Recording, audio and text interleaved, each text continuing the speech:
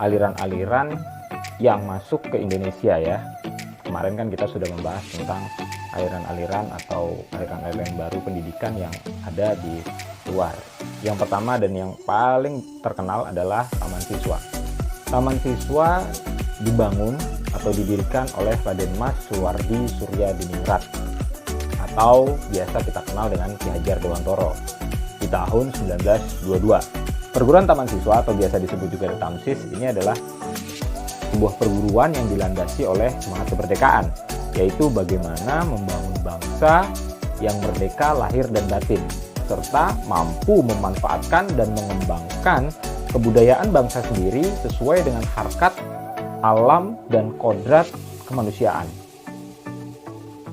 Di sini terlihat bahwa Taman Siswa pada dasarnya salah satu tonggak atau salah satu organisasi dan perguruan yang merupakan tonggak awalnya kebangkitan nasional. Di sini dapat dilihat bahwa Taman Siswa pada dasarnya sebuah perguruan atau organisasi yang semenjak awal memang difokuskan untuk perjuangan. Tentu kita sudah mengetahui bahwa karakter atau kultur perjuangan Indonesia sebelum 1908 atau sebelum abad 20 dan setelah abad 20 itu sangat berbeda. Maka selain Budi Utomo, Taman Siswa merupakan salah satu organisasi yang melalui Taman Siswa merupakan salah satu organisasi yang kulturnya, coraknya, nafasnya berlandaskan pendidikan. Pada Taman Siswa Anda bisa lihat seperti yang di samping saya, bahwa hak seseorang mengatur dirinya sendiri dengan mengingat tertibnya persatuan dengan tujuan terbinanya tertib dan damai dalam kehidupan bersama, sampai pada pendidikan harus menghamba atau melayani dan memfasilitasi sang anak atau peserta didik atas dasar sikap tanpa pamrih dan dengan hati yang bersih atau hati yang suci. Nah, kultur pendidikan Taman Siswa ini memang sangat spesifik dan sangat mulia, sangat mendasar, sehingga tidak jarang bahwa orang-orang atau tokoh-tokoh lulusan dari Taman Siswa mempunyai militansi atau mempunyai komitmen dedikasi yang begitu tinggi pada pendidikan. Karena prinsip pemerataan, prinsip tanpa pamrih, prinsip kenegaraan, prinsip kemerdekaan, perjuangan itu sangat mendarah daging pada azas-azas Taman Siswa.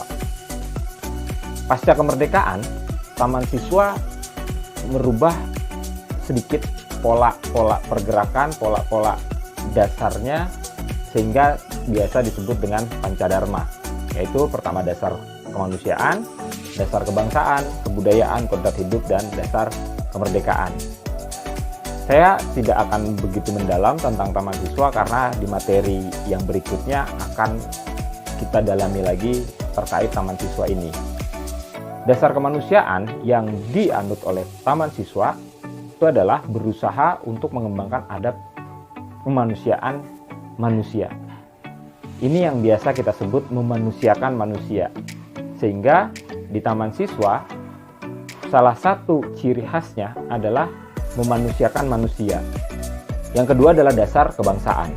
Dalam kebersamaan, manusia yang hidup di Indonesia menumbuhkan kesatuan dan kebudayaan kebangsaan Indonesia. Nah, ini salah satu corak atau ciri khasnya Taman Siswa yang berikutnya, yaitu benar-benar berbasis pada budaya. Dia ingin melestarikan budaya sebagaimana pendidikan-pendidikan, baik itu di timur, di barat, maupun di negara-negara maju yang berdasarkan atau based on pendidikannya itu berbasis budaya.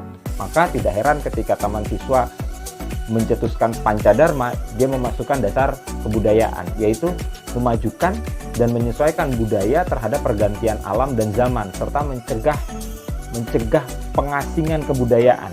Nah, pemarginalan, kalau bahasa kita sekarang itu memarginalkan orang-orang yang berkesenian dan berbudaya yang menyebabkan kemunduran dan kematian budaya itu sendiri. Kita tahu bahwa banyak sekali budaya, banyak sekali ragam bahasa, ragam budaya yang kita miliki. Dan itu tidak mungkin kita hilangkan atau kita degradasi.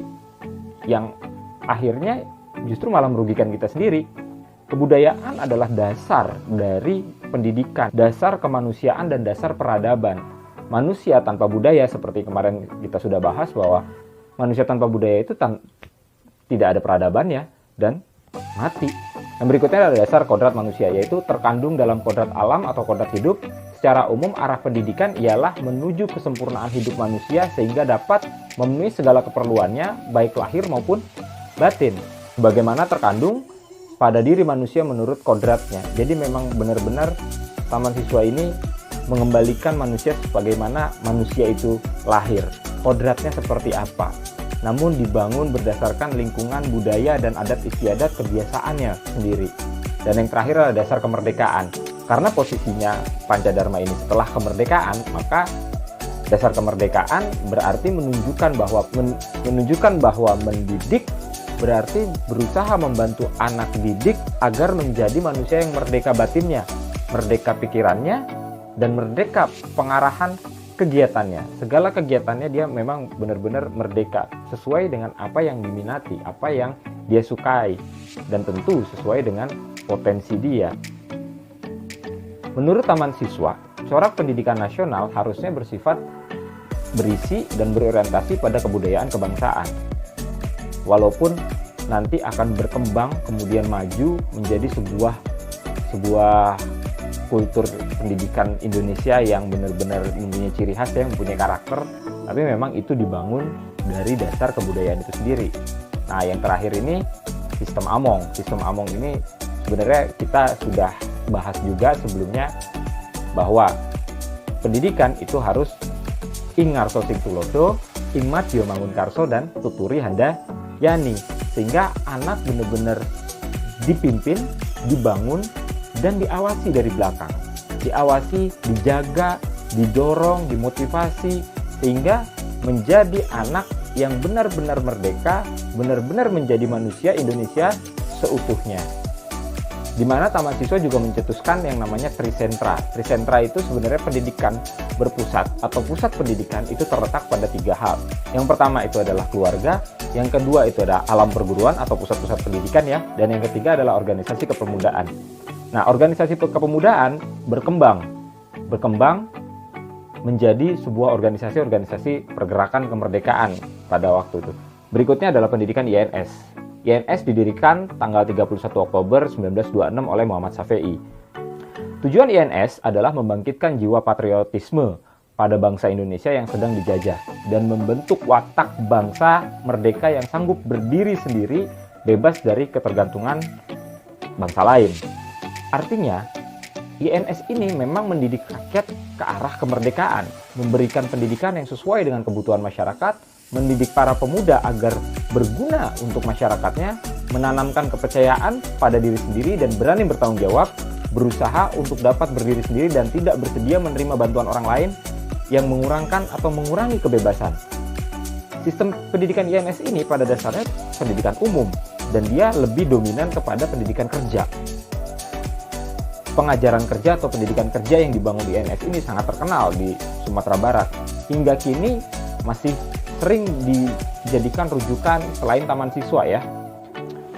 INS itu sangat menekankan pada bakat yang sesuai dengan kodrat, batin, otak, hati, dan tenaga fungsinya secara seimbang setiap anak ya. Dalam bakat ini, anak didik harus diletakkan sebagai subjek pembelajaran dan kewajiban guru hanya memberikan tuntunan atau menjadi fasilitator. Kegiatan sekolah itu tidak terlalu terikat atau kaku ya oleh kurikulum, jam-jam pelajaran, kelas-kelas, sehingga pendidikan yang berdasarkan pendidikan INS ini lebih fleksibel dan benar-benar memberikan ruang yang begitu luas kepada peserta didik untuk menjadi dirinya sendiri dan belajar apa yang memang dia minati, walaupun ini bukan pendidikan vokasi. Nah, menariknya di sini INS memperlihatkan keunikan tertentu, yaitu mempergunakan tangan, kesenian, koperasi, olahraga, dan kegiatan-kegiatan kreatif lainnya sebagai alat pendidikannya. Di sana ada perkayuan, ada listrik, kemudian ada pertanian, kemudian ada seni, dan ada pendidikan manajemen seperti layaknya koperasi, perpustakaan, dan asrama. Walaupun ingat ya, walaupun ini bukan pendidikan vokasi, dia bukan pendidikan vokasi, tapi dia bisa masuk ranah-ranah yang memang vokasi. Oleh karena itu, jangan heran jika IPKIP Padang atau sekarang UNP itu mempunyai kekuatan yang lebih di pendidikan vokasional konstruksi bangunannya, khususnya di perkayuan. Karena memang INS berdiri di sana, dibangun di sana, dan cukup kuat mengakar kepada sendi-sendi pendidikan di daerah Sumatera Barat. INS menekankan pentingnya asrama bagi pendidik maupun peserta didik. Manfaat asrama ini tidak hanya membentuk sebuah lingkungan, tapi juga untuk inisiatif dan berkreasi, membangun naluri positif bagi pembinaan setia kawan, tenggang rasa antar sesama manusia yang memiliki berbagai pandangan hidup dan pembawaan.